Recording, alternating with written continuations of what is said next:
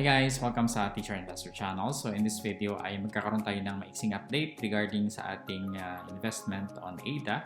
And as you can see, hindi nagkatotoo yung prediction natin na magdo-double or triple, no? In fact, medyo bumaba pa nga, pero ganun talaga, no? Ganun talaga sa cryptocurrency at ganun talaga sa stocks. No one really knows what will happen, no?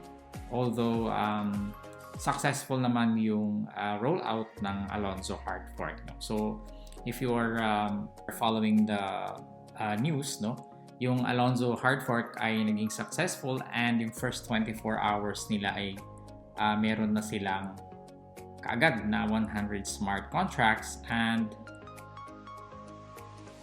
780,000 NFTs na na-create.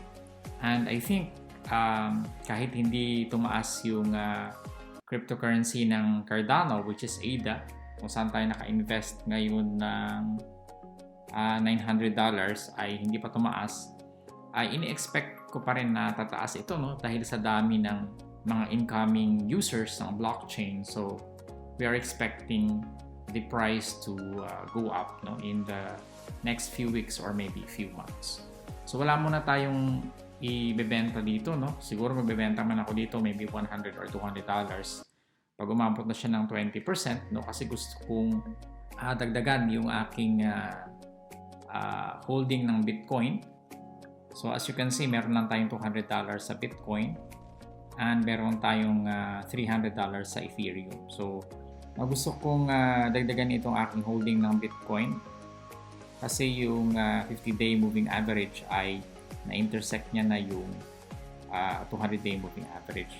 Now, pag ganito, ang tawag natin dito ay golden cross, no? Pag golden cross, ibig sabihin very bullish, which means na expected ng lahat na tataas yung presyo ng Bitcoin, no?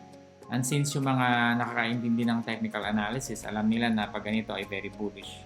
So, marami dito ay bibili ng Bitcoin kasi ang expectation nila ay tataas yung presyo ng Bitcoin.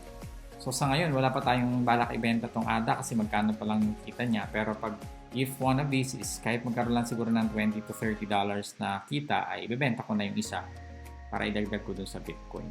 And yung Bitcoin na yan ay i-hold natin yan for a very long time. Siguro 3 to 5 years. Baka hindi ko na ibenta to yung 300 na Ethereum tsaka 200 na Bitcoin. Pag nagdagdag ko ng 100 ito, 300 sila.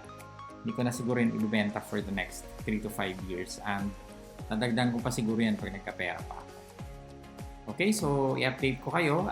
Tuloy pa rin yung tutorial natin on eToro. By the way, eToro itong ginagamit ko na platform, no? So kung kayo ay interesado, pwede yung tignan yung link sa ibaba and you can register a free eToro account. Hindi ko kailangan magpasok ng pera kagad, no? Pwede yung tignan muna yung kanilang virtual portfolio kung saan pwede kayong mag-invest using the Play Money or Virtual Money. Okay, so maraming salamat. Huwag niyo kalimutan mag-subscribe. I'll see you in the next video.